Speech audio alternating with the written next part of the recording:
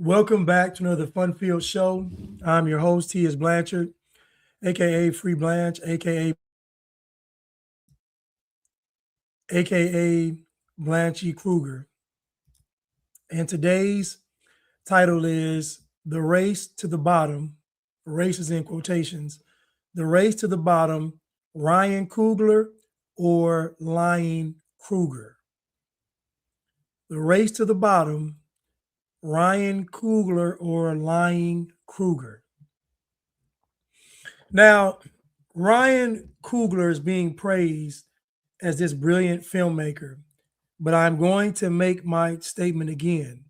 When it comes to art, Black people and artistry only exist as an opposition to white people. If you take away white people, if you take away the narrative of slavery, the narrative of racism, the narrative of white supremacy, if you remove those things, what would Black people's art look like? What is Black people's art independent of white people? Tell me. What is Black people's art independent of white people?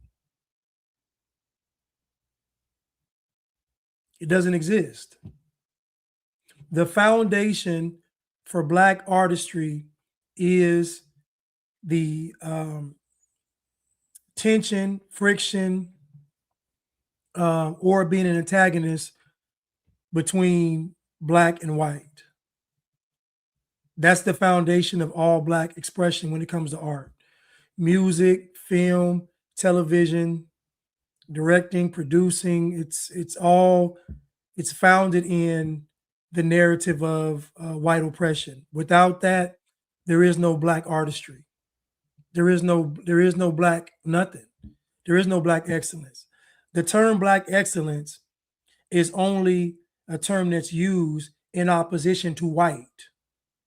Because what Black folks are calling Black excellence is literally what everybody else does. It's normal, with no titles, with no platitudes.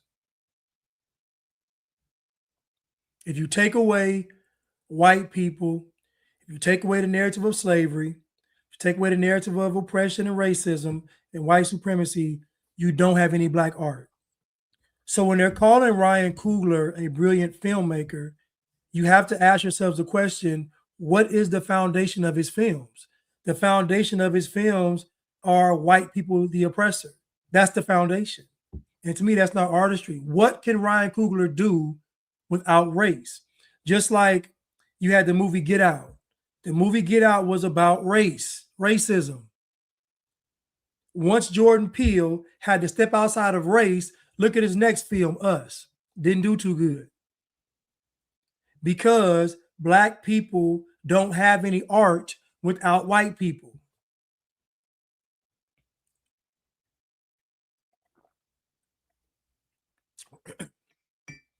The Scrapping Beauty said, I am white. We don't care about oppressing anyone. Kev said, Ryan Coogler is the Kendrick Lamar of the film industry. 1,000% facts, Kev. 1,000%. Kendrick Lamar blew up off of race.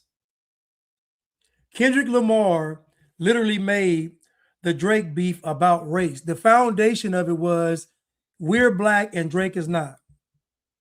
Drake is half Jewish. He's from Canada. They made it a race thing. So Kendrick Lamar himself blew up off of race. Even the song They Not Like Us is about race. So what I'm telling you all is, what is Black artistry without white people? It doesn't exist. It doesn't exist. I keep telling you all that to be Black is to be controlled. Because when you are Black, you must subscribe to a long list of narratives. But let's just get into it. Neek said, this warms my heart. I low-key feel away now because Blanche, I can't even indulge in the media the same way since I left the Blatrix. This is the thing, right? And I feel Neek because I'll be sitting watching something and I'm like, this is straight propaganda. Like you can't enjoy nothing. Like once you think about it, y'all, think about it. Just think about it. Think about the Matrix in the movie, what the Matrix was compared to real life. In real life, they were living in the sewers, living underground, always running for their lives, eating oatmeal every day. Like it just was a bad existence. But guess what? That's what reality is, though. Like if you actually live in the truth, this is what it looks like. It's not fun because you can't enjoy yourself. Much of enjoyment is ignorance and naivety. It's naivety and ignorance. Because if people really had their eyes open, they wouldn't be able to enjoy themselves. How? This is fake. This is fake. This is set up. They're trying to kill us over here. Like you wouldn't be able to enjoy yourself. So I've had to make fun out of the simplest things.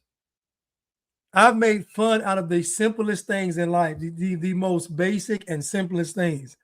Like going out, I'm like, y'all still want to like think about it. In 2026, how are you able to go out and have a good time? How is that possible?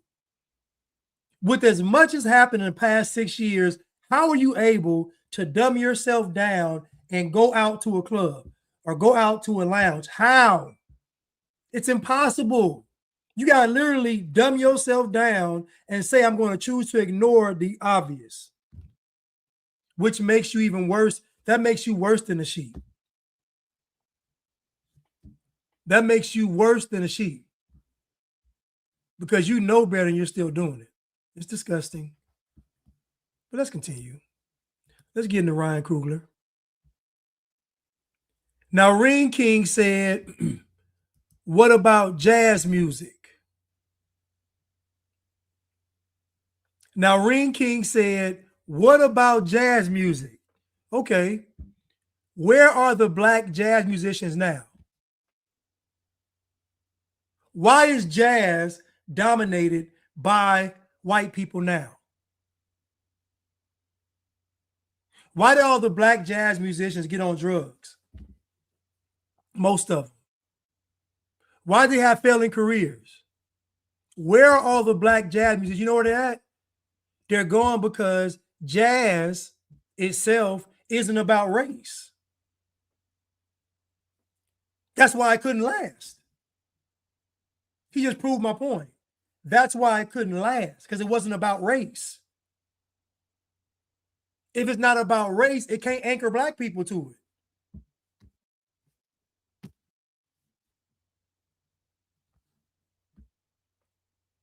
Go look at I think the guy Howling Wolf. Go look at how long he lived. So again, you don't have black artistry without white people. White people had to be made an antagonist for black people to be creative. And it's sad. We can go to rap music. We can go everywhere. Rock and roll, right? Rock and roll was not built on slavery. Rock and roll was not built on, but guess who? But who dominates rock and roll now? White people. So you see my point? If it's not anchored in race, it won't last for black people. They'll give it, they gave jazz away, they gave rock away.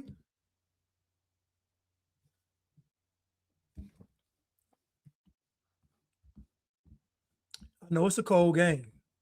It's a cold game.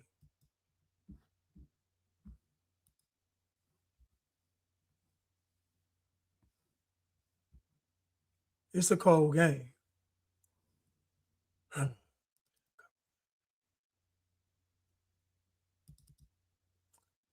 Okay, let's go to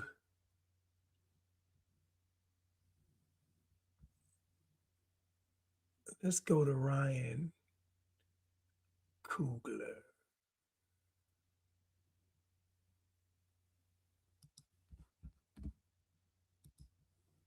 Very interesting opportunity for me to do some research about my lineage, and I had that opportunity before with the Panther films, And in that situation, you know, me being a foundational Black American, Black American. You know, my family has been here, you know, for over 400 years, essentially. You know, in North America. So Ryan Coogler is foundational Black American, and keep in mind, all this stuff is scripted. So he's foundational Black American. Then he gets the commercial blacks. He gets the uppity blacks. He gets all the way he talks. He gets the hood blacks. They say he's not code switching. He talks normal. You know what's funny? Like, you listen to Chad talk, right? Chad talks the same way in front of everybody. But black folks would say he code switches, but he doesn't. He talks the same way in front of everybody. But they would say he code switches. My question for Black people is, who's asking you all to code switch? Code switching is the dumbest thing I've ever heard in my life. You know why? Because they can see you. What are you switching? Code switching is the dumbest thing I've ever heard in my life because they can look at you in the face and see you ain't what you're trying to pretend to be. It's dumb. It's dumb. Anthony said, where is Chad? Man, Chad just put out a masterpiece in the MLK project. I need to get it on DVD.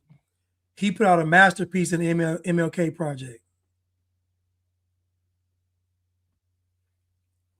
PBE said he's using Ebonics. But he's talking this way to gain street credibility.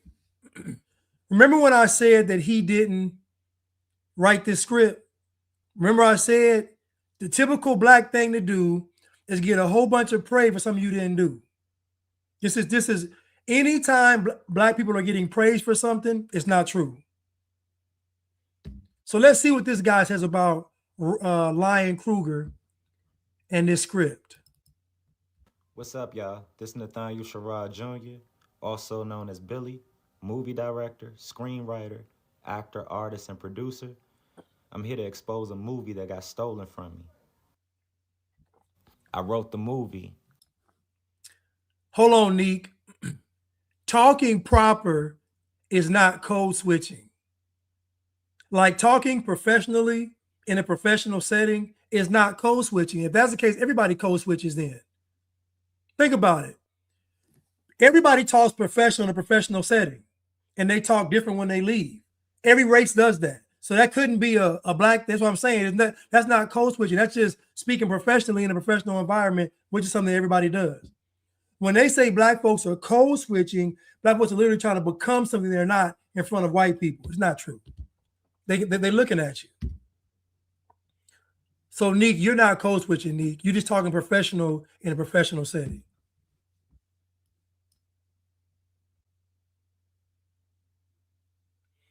PBE said, if you don't talk the same way everywhere you go, you're a hypocrite.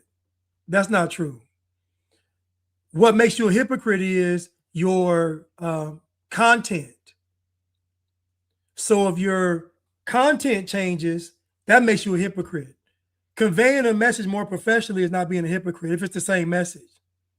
So if I get the same message from my office and then I get the same message in front of the White House, as long as it's the same, I'm not being a hypocrite. I'm just speaking different to an audience. But if I change my message, the context of it, then that makes me a hypocrite. The intent behind what I'm doing makes me a hypocrite. But speaking professionally in a professional environment is normal.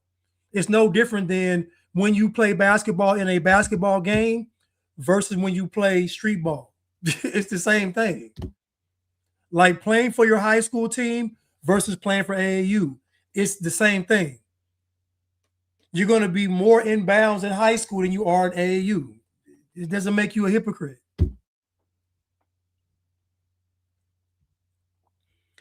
My example was, yeah, Chad does. Yeah, Chad does. And the example I gave was, since you want to go there, I said that they would say that Chad code switches and he does not. The context here is code switching. That's the context. Code switching contextually is you trying to be something else. Well, guess what, PBE? Then talk the same way you do. talk the same way. But I guarantee if you want to be in a film or you want to be in a commercial, you got to talk differently. It don't make you a hypocrite. Talking professional to professional. Why am I even talking about this? This is just common sense.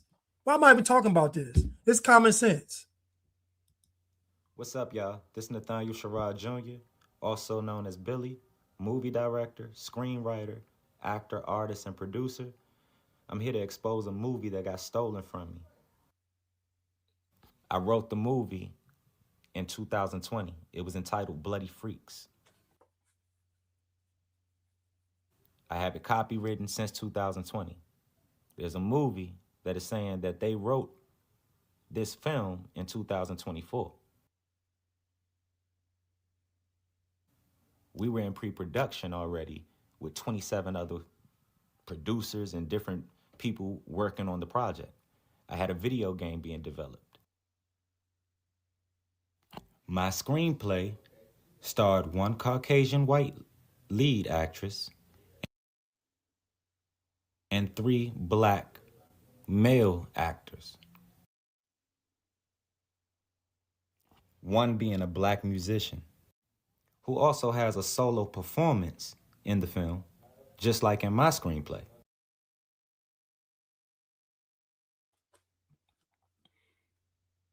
If you've seen my movie Boys Cry, then you know that's my style of movies because I'm an artist. It's my last film, I put a solo in the middle of the movie. I'm performing in the middle of the movie. So I knew by the mere fact that this movie got so much acclaim, it got an Oscar for best film, best screenplay, best score, just all these awards. Michael B. Jordan got an Oscar for his performance. And so what I'm saying is that because it got all these awards, I know it was stolen. This is how Satan works. It's how the devil works. This is how it works. So I already knew that Ryan Coogler didn't make this. He didn't make this script. I knew he didn't, because what he made before was already created for him. Example: Fruitville Station was an event that happened. He didn't create that. He just remade the event. Black Panther, already a history through Marvel. He didn't make that. He just recreated something. So this Sinners, it had to be an original thing that he created. He can't do it. And so I believe this guy got his stuff stolen. I do believe he got it stolen. Anthony said, sue. Well, how you gonna look at it? The machine is behind Ryan Coogler. The machine ain't behind him. He can try to sue, but I guarantee there's no way on God's green earth a lawsuit will prevail against Sinners. It ain't gonna happen. It's too much invested in the propaganda and programming. They put too much behind the film. If the film flopped, yeah, but it won too many Oscars, too much acclaim. It's just too much. So he ain't gonna win a lawsuit. He ain't win a lawsuit. Now, best he can hope for is let Ryan Coogler bring him on for another project, let him write for another movie or something, but he ain't gonna win a lawsuit. It ain't gonna happen.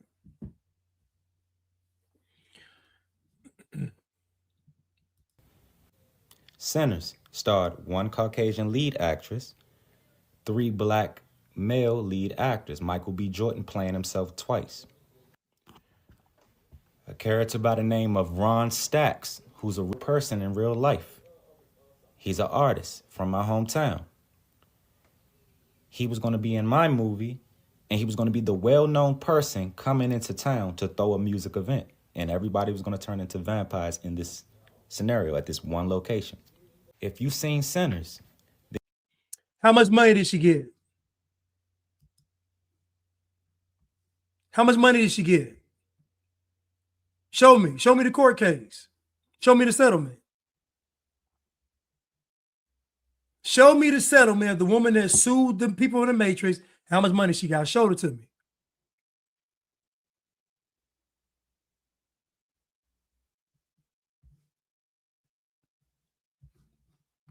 I'm gonna wait. And you know that Michael B. Jordan played the well-known person coming into town named Stacks.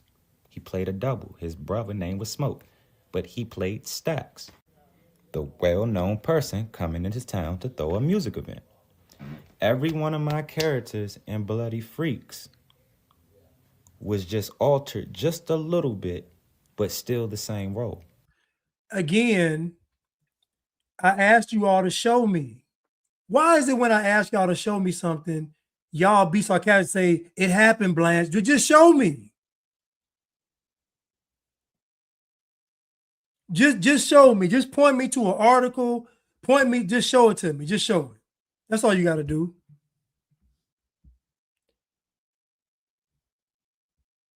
Just show it to me. Miss Goldie said, John Todd, CEO of Zodiac Records from the 60s, exposed everything in the 70s. Said writers channel the same demons sometimes and end up writing the same songs unbeknownst to them. This may be that. It could be. Because this is very demonic. So it is possible, Miss Goldie, it could be.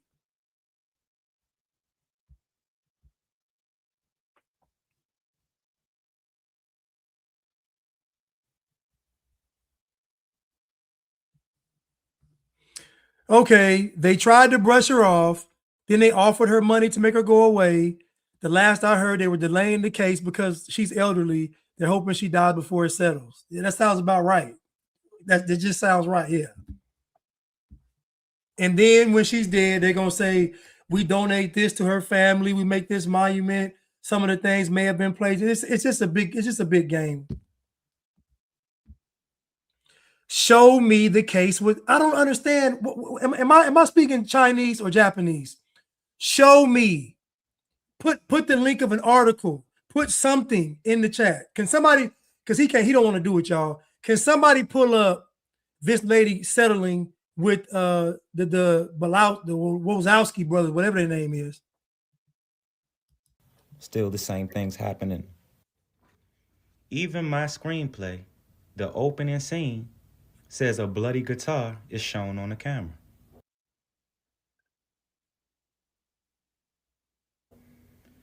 If you've seen Sinners, yeah, he says he got it. Hopefully he got it copywritten. I don't know. He says he got it copywritten.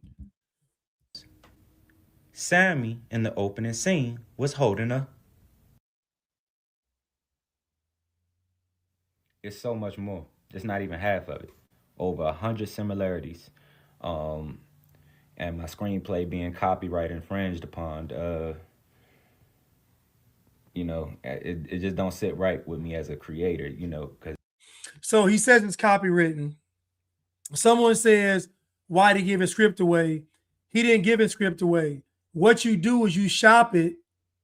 You shop the script and you hope somebody picks it up. But the problem is when you give it to somebody black, they're going to plagiarize it. They're going to take it. So listen, I'm going to tell you what I thought.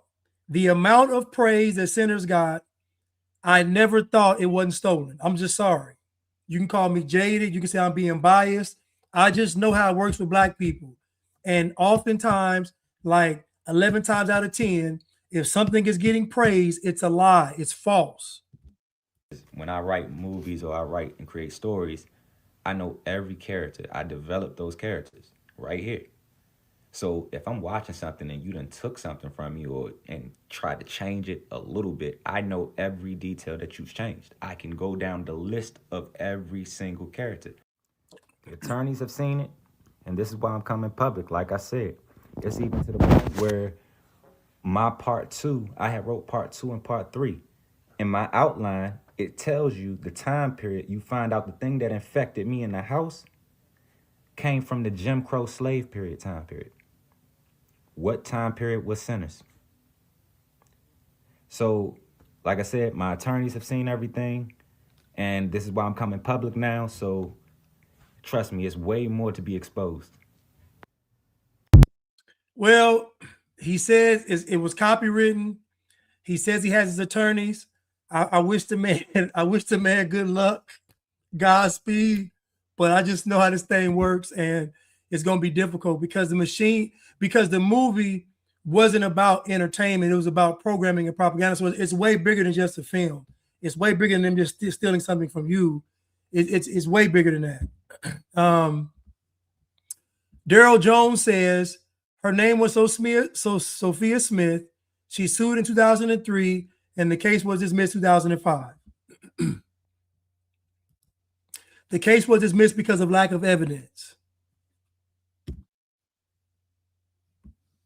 It makes sense because it's very, it's very hard to prove. I'll give you a prime example of something I saw in real life. There's a guy I know, he did a song and he let an artist hear the song. And then he let the artist hear the song. Then the artist said, "Send me the song." Then he sent the artist the song. That artist, which is a known artist, took that man's song and remade the song. I was there. I saw it. I know both people involved. This man took this. Now think about it. The guy that made the song, he's just a young, naive artist. He's thinking people have integrity. But I'm telling you, if it's black, they're going to steal it. They're going to steal it. And that's what this artist did. He took that song and remade that song. Like someone said, it happens all the time.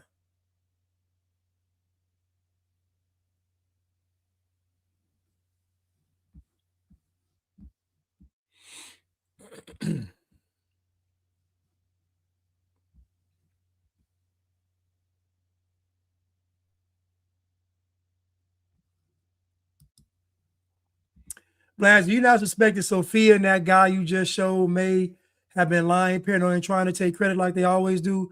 Well, I think this guy was different because this guy, first of all, he had a copyrighted script, and it's just too many he said it's over 100 similarities in the script.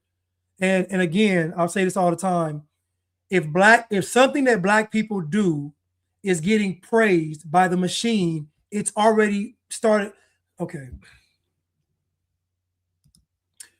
A good tree cannot bear bad fruit, much like a bad tree cannot bear good fruit. So I know if they're praising something, the root of it is already corrupted. It's not pure. It's just how it works. It's just how it works. So I know the fact that this movie got all these awards. Think about it. Sinners got the most Oscar nominations in history. Think about what I'm telling you. Think about a film that y'all know is not that good getting the most Oscar nominations in history.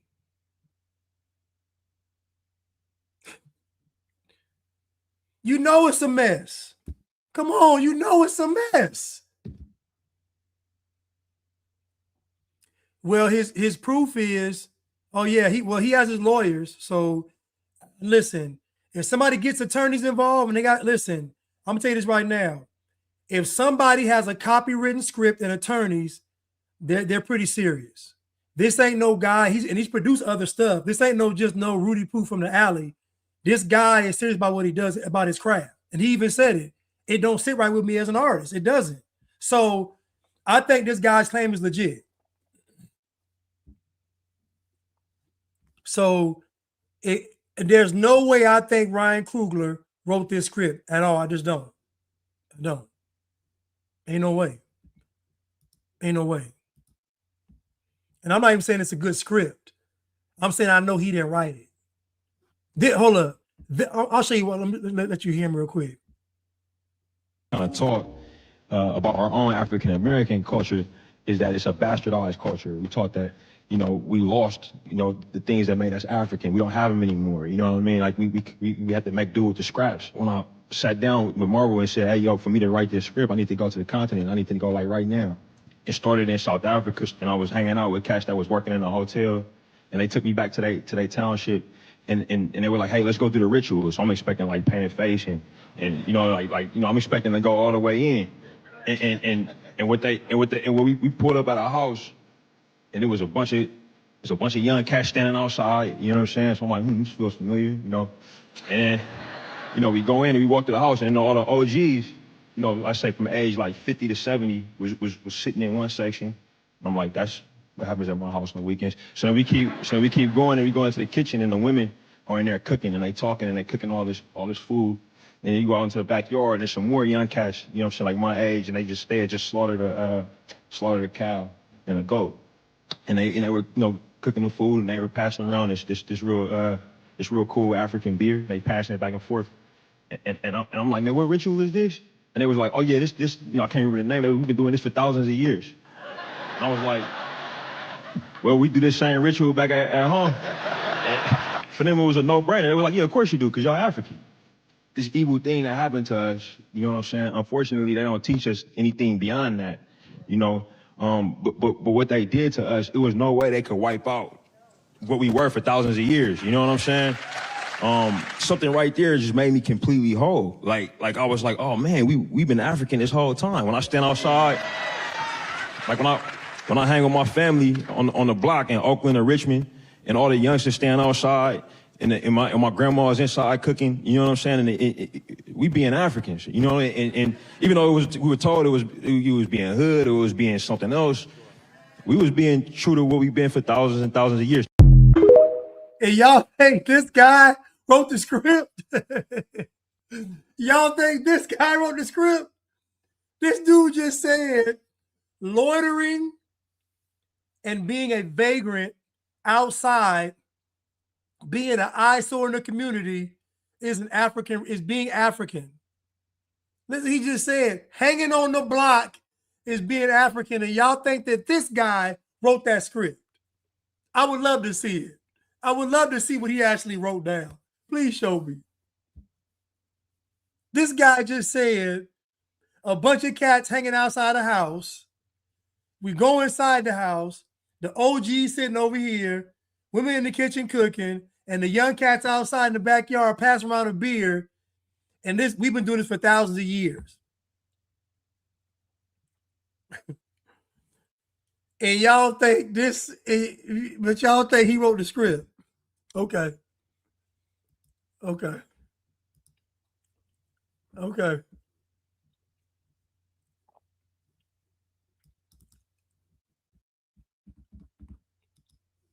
Have you seen the movie Sinners? How you feel about it? I know a lot of people talking about it. I give the movie Sinners an A++ grade. Rush to the theaters, just like we did for Black Panther.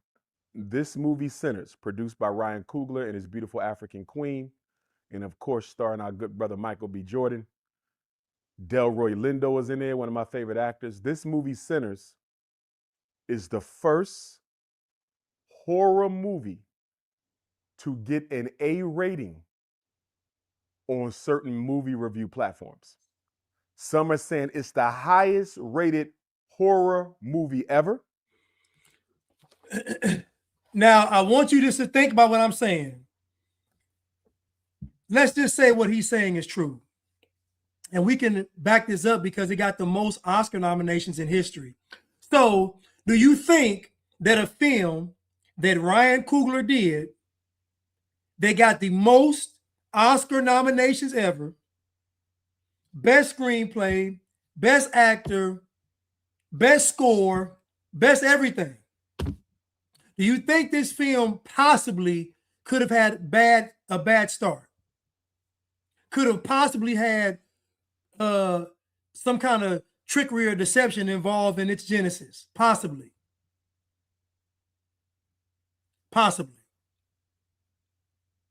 Anybody with a brain should be able to see that something doesn't smell right with this movie because it ain't that good. The fact that you show a part of the movie where you try to show that Black music is timeless and it goes throughout, the fact that you put that in the movie is horrible. The fact that you had a DJ in there, a girl twerking, another, it's just bad. It's bad. It just makes the film look cheap. The writing was horrible. Think about it. Even the writing in the film is bad. The writing is bad. The writing is even horrible. Y'all tell me Ryan Coogler is a writer? The writing is bad.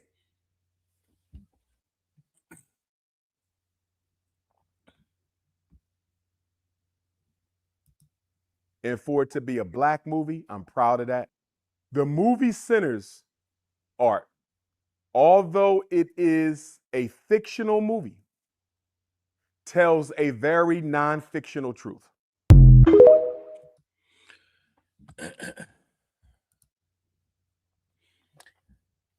Black people,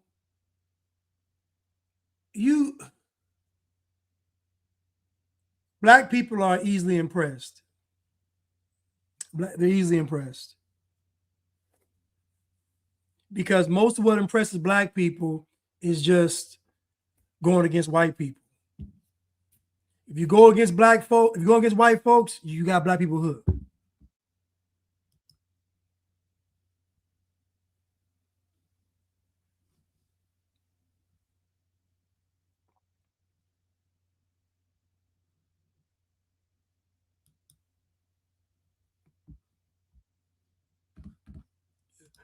Daryl said,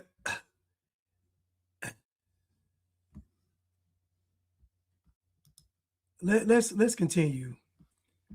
I'm gonna go back to what Daryl said.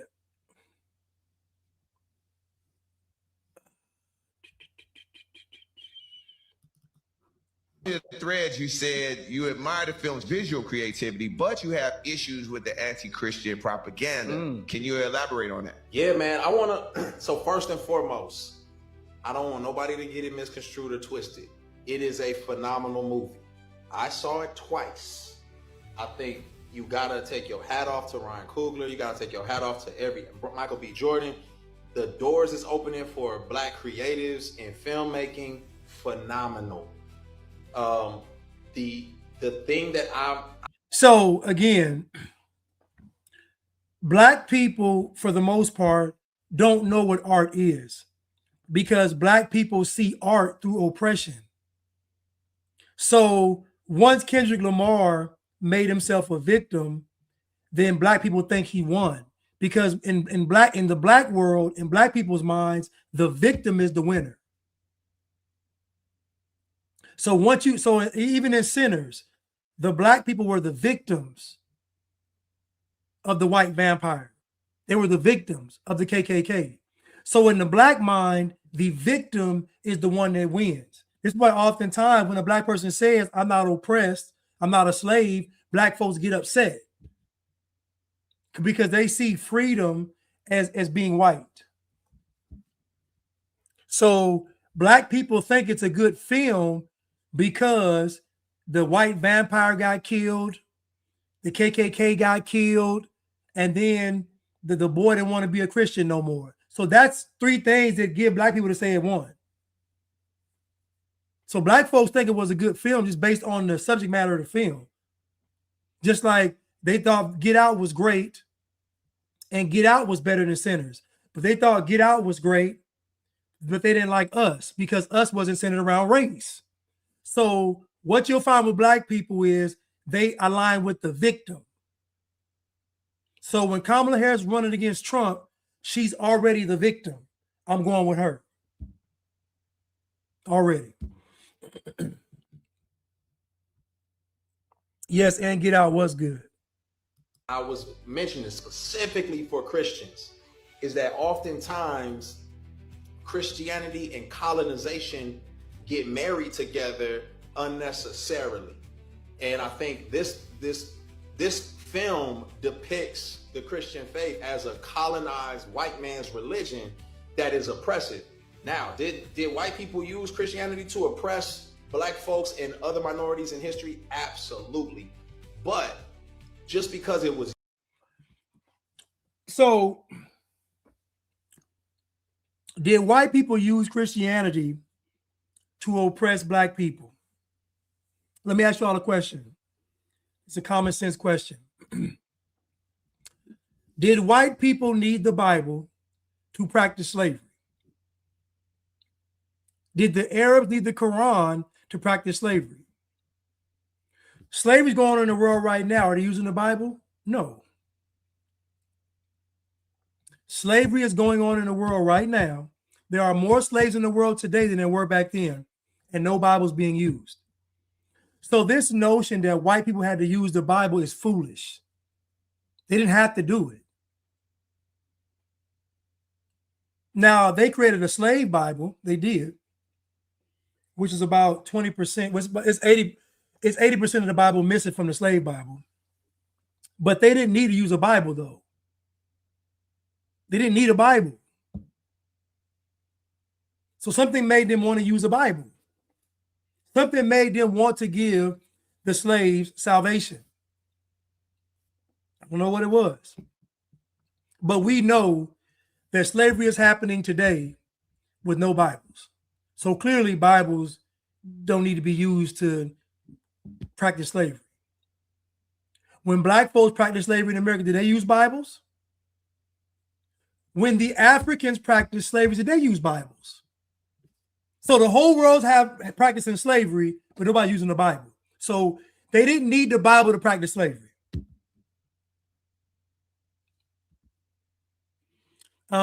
Diggs said, how can you oppress people with the truth? Exactly. How can you oppress people with the truth?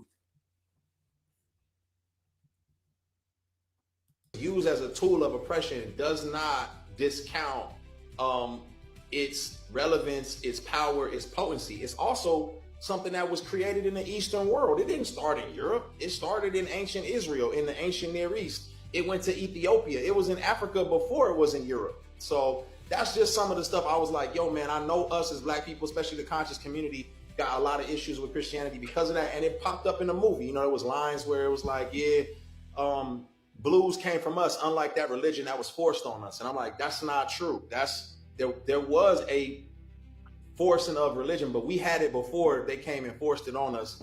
And so that's the stuff that if black people were following God's word, Africa would not look like it does today. If black people were following God's word, Africa would show the results. Folks in America follow God's word. I'm not saying that America is good. I'm not saying it's great. I'm saying it's better than Africa. In all the countries where Christianity is the number one religion, they're doing better than everybody else.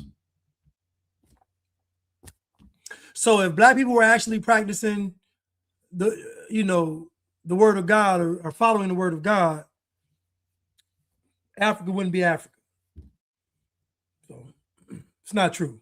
I was just like, yo, man, I just want there to be more clarity as it pertains to that. In all actuality, for me, from my perspective, it's the Bible is, everybody has their own interpretation of it, right? And JV Chanel said Michael B. Jordan said he was actively getting advice from shamans and using hoodoo while being in the film. He openly admitted it. Yeah, I believe it.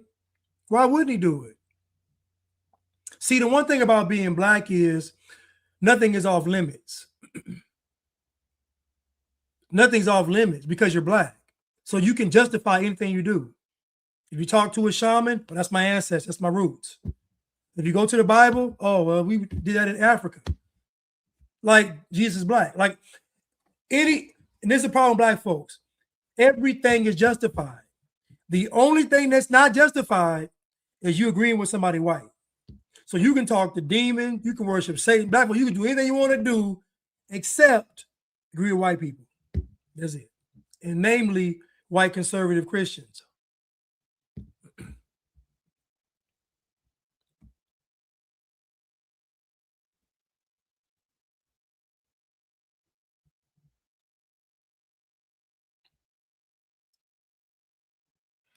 Stem said, you can't be black and Christian, I'm convinced.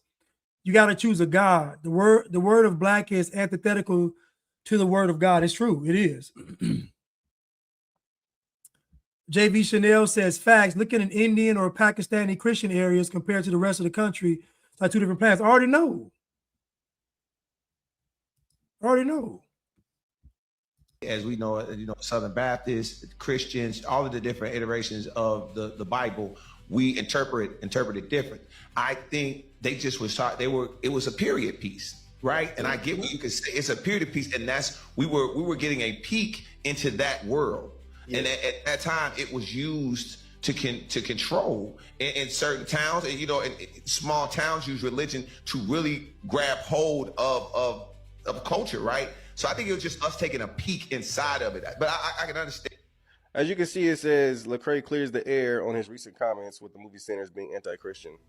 Clears the air as if he needs to clear the air on him saying the movie was anti-Christian. There was different parts in there where he's saying that they're acting like it came from slavery. Very true. That's really what I want to capitalize off of, guys. Because many people think that. I just commented on a page the other day with somebody saying that Christianity came from slavery. That's absolute foolishness. Absolute foolishness. Before we even jump into that, I want to read 2 comments that Lecrae made, which Yeah, so Christianity was not forced on black people. I disagree. Truly, I do. But let's look up. I'm gonna come back to that. I'm gonna come back to that. Let me pull up this weirdo, Ryan Coogler. Sir, do me a favor, man. Come this way. Wait, hey, man, in back. Got it. Got it. Is there any reason y'all doing this, bro? Give me 1 second. Hold on. I really should do it. I mean, what's going on, my man? Trying to pull money on my own. You said what? Yeah, this your phone? Yeah, sure. Supervisor's gonna go out. Just hang tight right there. I'm gonna talk to you first. One shake, bro. Say what? One shake. Somebody take my glasses off my face. Speak for the panic attack, bro. I got you. You need some air? I mean, I gotta be honest with you, man. I just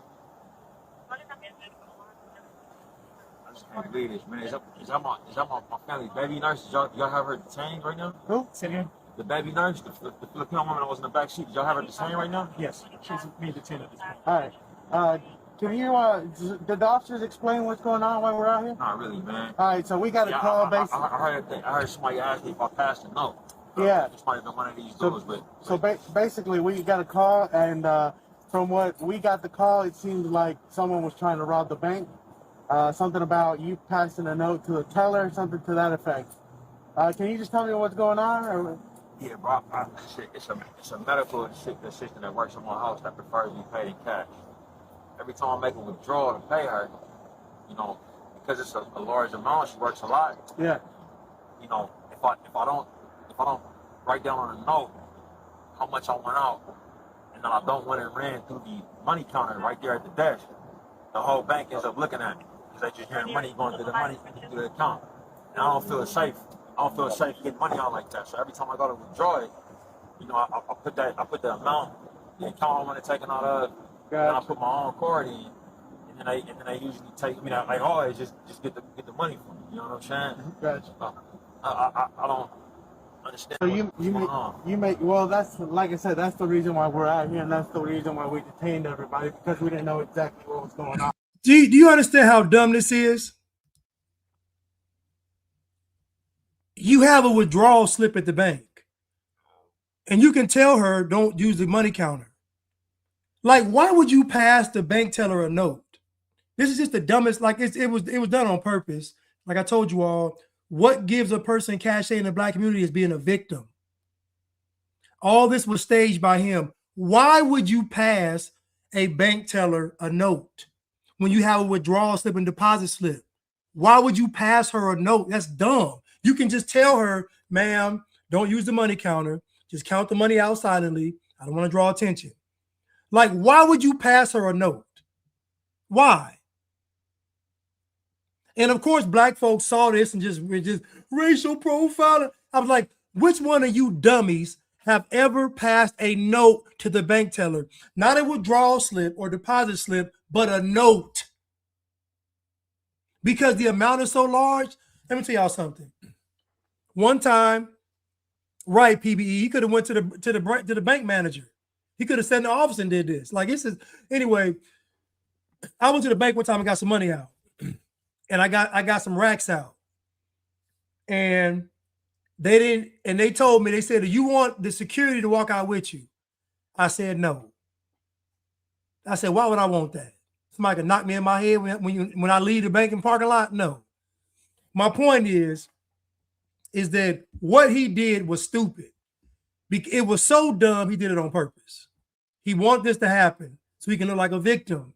Because black people, just like when LeBron James had somebody spray paint the N-word on his house, which really didn't happen. Nobody saw it. They got rid of it.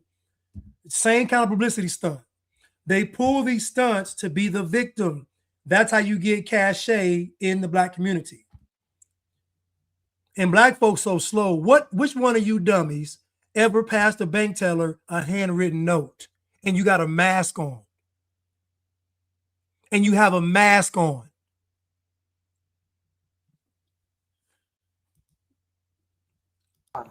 So you make But I was trying, but I mean, I gotta be honest with you, man. Y'all never asked me. yeah. Well, unfortunately, we in those situations. Where's your ID? In this pocket? In this? Is the ID in this pocket? So the reason that we don't. Give me a sec, man. I got you.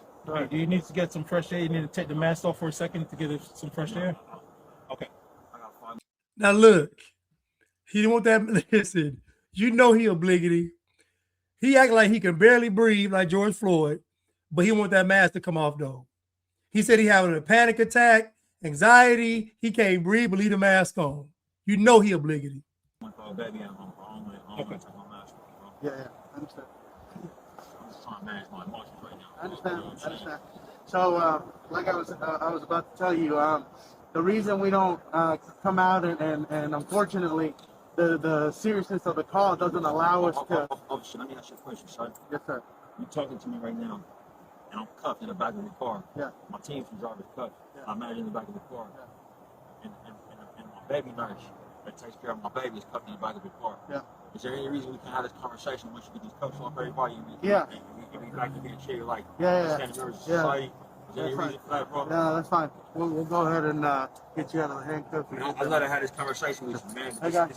While they're getting you guys out of handcuffs, hold up. I stated to the officers that arrested me that had their Glocks out. Yeah. That I was pulling money out of my own account. I understand. I put my own bank card in there before the lady went in the back. You know what I'm saying? So we have to confirm that. You gotta understand. We don't come out because of the seriousness of the call. We don't just come out, and unfortunately, in a situation like that, you don't get the benefit of the doubt. We detain and then we ask questions later. That's exactly what I went inside for. You can take them out. The other people. Again, why would he hand the bank teller a note? It doesn't even make any sense. He did it on purpose. You come in the bank looking crazy and you slide her a note. What is she supposed to do? What do you think bank protocol is if somebody gives him a handwritten note? He said, I put my card in the machine when she left. Dummy, you gave her a note. Anyway, so this is a publicity stunt. This is what gives black people credibility as being a victim.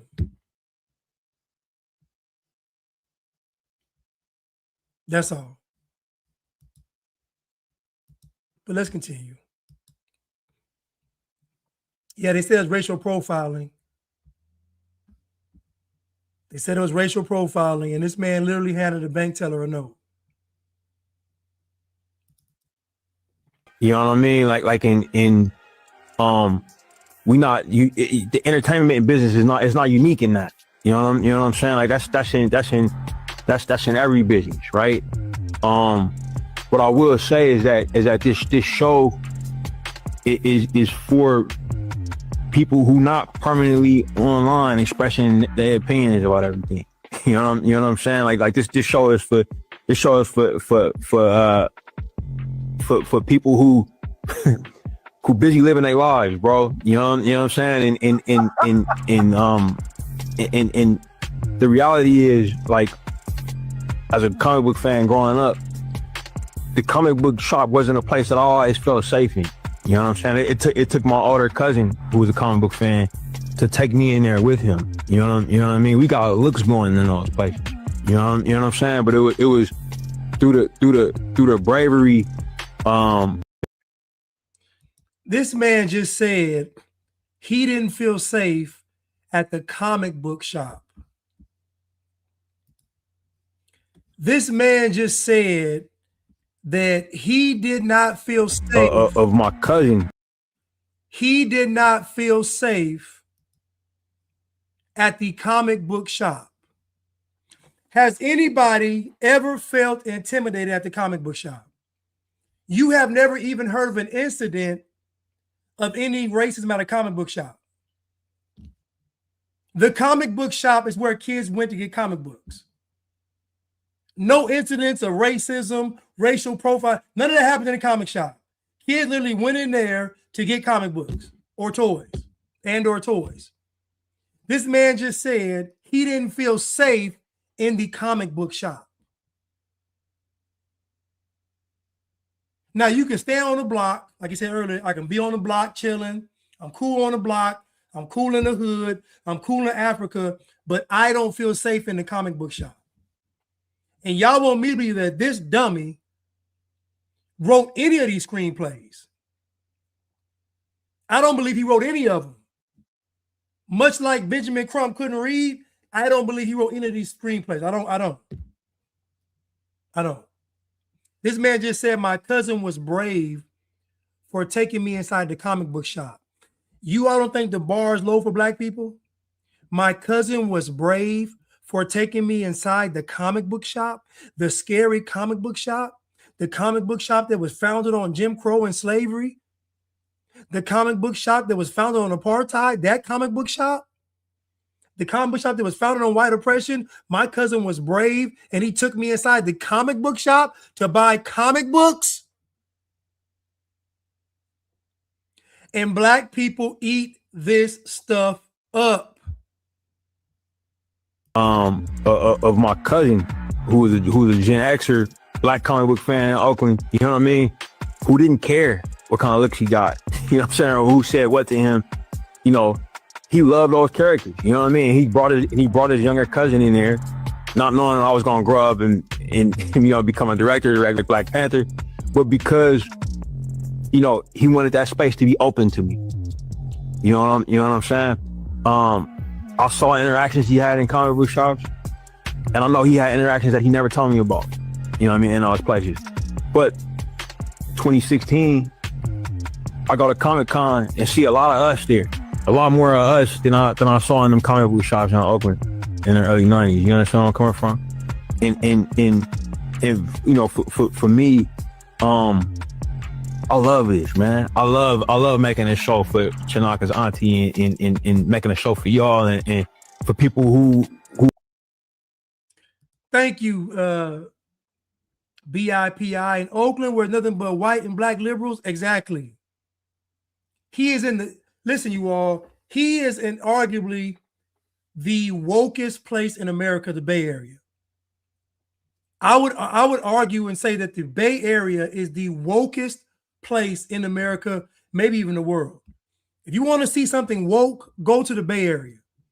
It is beyond disgusting. So for him to say that his cousin experienced racism at a comic shop is just a lie. It's not true. This story is fake. I don't even believe the story.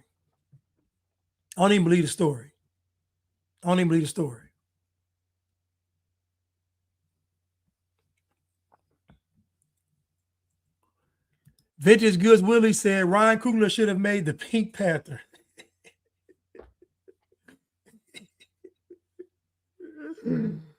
That is an excellent joke, man. That is an excellent joke.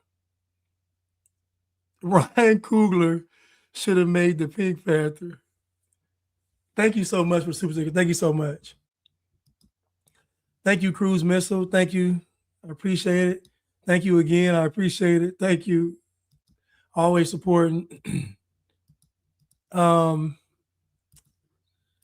you, Anthony. Appreciate it. But this man just said his cousin experienced racism in the comic book shop in Oakland, California, in the Bay Area in the 90s. Impossible. It's too lit. If you ever go to the Bay Area, you'll see how liberal it is. It is disgustingly liberal. It'll make you want to vomit.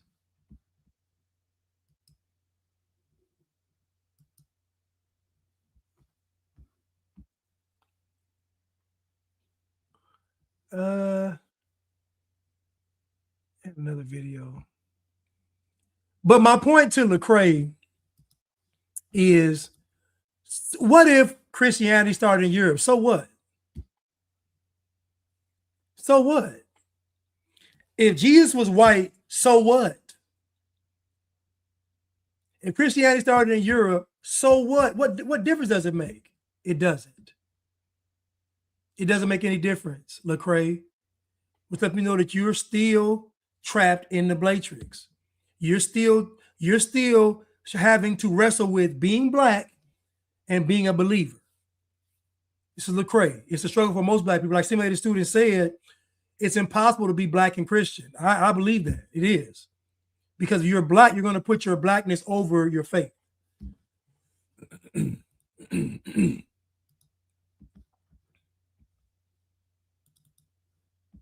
And you know what? I bet you there's a lot of Africans that if they hadn't have been brought over, not saying it was right, don't misunderstand, not justifying the slavery in the situation, but God, I still believe, used it. And now I'm sure there's a lot of Africans that got the gospel, and they're in heaven right now because they got the gospel. You know, what would be better? For them to have lived their entire life in Africa free, doing their voodoo or whatever, and then dying and going to hell, right? Or what happened? And then they go to heaven. They get the opportunity. Now, again, it doesn't justify it. The ends do not justify the means, but this is how God works. This is what God does in the Bible. And you know... So this pastor said that slavery benefited Africans because it gave them salvation. And he's right. See, let me tell y'all something. If slavery was how they said it was,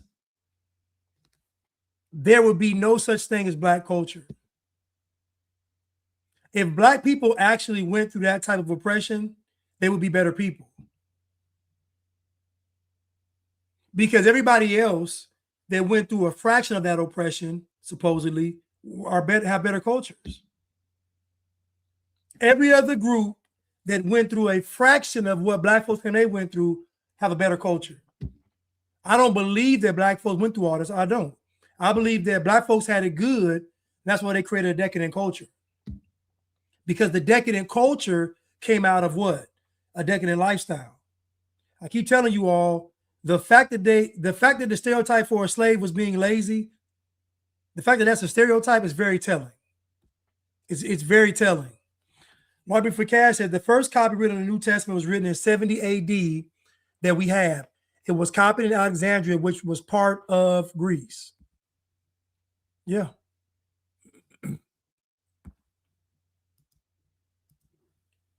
Thank you, Anthony, again for the super sticker. Thank you so much. Thank you.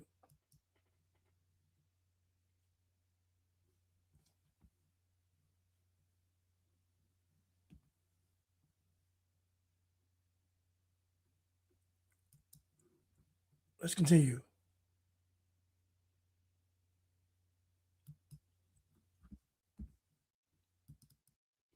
Years ago, or 200 years ago, when the blacks were slaves, did they ever go to Washington, D.C. and have a rally 200 years ago to protest against slavery? Did they? No. What did they do? Well, a lot of good people in the plantations would say, hey, it's wintertime. Let us help build a church for you, dear folks. And they loved them and taught them how to read so they can read the Bible. And here's what the blacks did about 150 years ago. They humbled themselves. They prayed. They sought God's face and they turned from their wicked ways. And God made slavery illegal through several white presidents, right? It worked, didn't it? They didn't protest. So this pastor said, you all got free from slavery without protesting. He said you all prayed your way out of slavery. I don't think y'all had it that bad in slavery, because if you all did, you'd have more character. You'd have more internal fortitude. You would value things that you should value. There's no way y'all could have used God to get out of slavery and then abandon it by the 60s. It's impossible. I don't believe it. I don't believe it. So this pastor said that they were nice to the slave. Listen, I agree with him though. I think that it would have been better. Think about it. The Haitians fought for their freedom, right? What happened to them?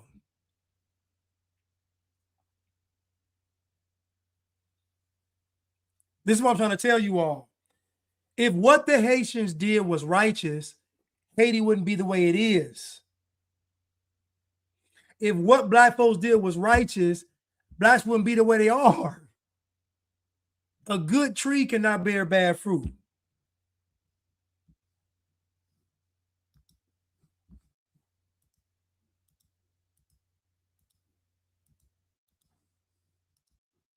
Let's continue. Thing that could ever happen to any group of people is slavery. No man is a man until he has suffered and come through. No man. I can give you all the money you want. I can leave you with all the titles. But until you yourself has come through life and experienced it, you're not a man. And the best thing for any group of people is slavery. Y'all didn't think I was going there, did you? The best thing that could ever happen to any group of people is slavery. Best thing. When you have no will, you have no choice. You're told what to do, you have to do it. You can't lead your family. Your wife has got to know that in her bones and in your bones, even though the boss man is the boss man, you still the man. You still the man. She got to know that. She hasn't seen you in years. She got to know that you still the man. Amen. And what he said was powerful. He said that a man is not a man until he has suffered through life. And I agree 1,000%. This is why I was telling people that if you're not suffering, you need to put yourself through the fire. We talk about becoming a diamond. You got to put yourself under that pressure. You got to go and seek it out. You got to go and challenge yourself. This is for any man, You got to go out there because the suffering that you go through lets you know who you are. That's God giving you your identity. Your God's going to give you your identity through suffering. God's going to give you your identity through suffering. The reason why Adam took the fruit from Eve, because he never suffered. The reason why Cain hated his brother, because he never suffered. Because when you go through that suffering, it makes life a lot more clear because you understand who you are. Once you know who you are, life looks a lot different. It doesn't look the same because now you know you have purpose. And so what he said is powerful. And so in an ideal situation, slavery would have given Black people purpose. But because it wasn't how they said it was, it didn't. It did the opposite. It made them worse. Maybe they should have been a little harder on them.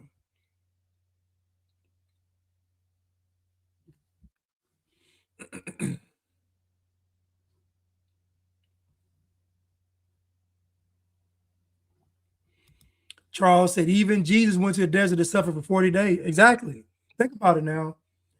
Jesus put himself through the suffering. He fasted for 4 days and 40 nights, and the Spirit took him to the wilderness to be tested. Think about that now. Think about after his suffering, he had another test to go through. And as a man, you know, once you go through suffering, you're going to have your test. And it's probably going to be a woman. It's probably going to be a woman. Anyway,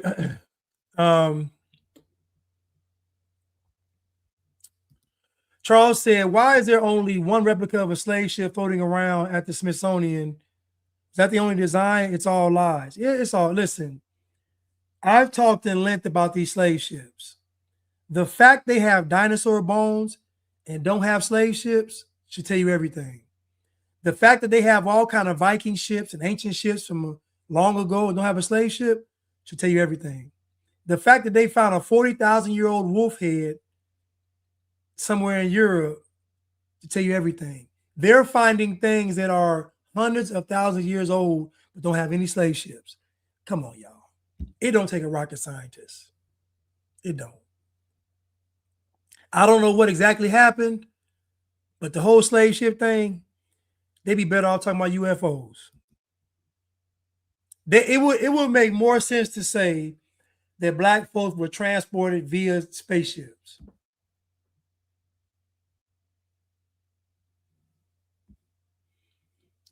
Listen, Charles, I believe it. Those Africans came here voluntarily. I believe it. I believe it.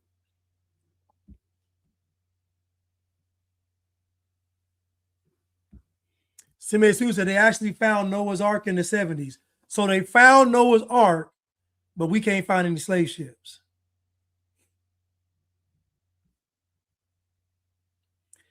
They found Noah's Ark, but we can't find any slave ships. You got to ask yourself these questions.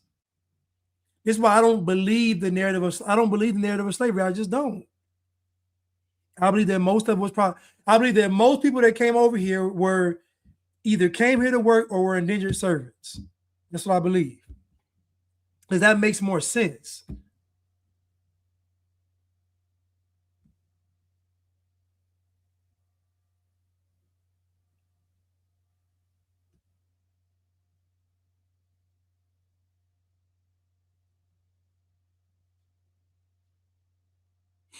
Well, listen, y'all. I thank y'all for tuning in today. I love y'all. I know Thursday is my normal day, but I got to do something tomorrow, so I won't be able to do it. So I decided to go live today. Listen, I love y'all. Thank y'all so much for tuning in. You have a blessed evening, and I will see you all again, hopefully on Saturday. I love y'all. See you. Thank you.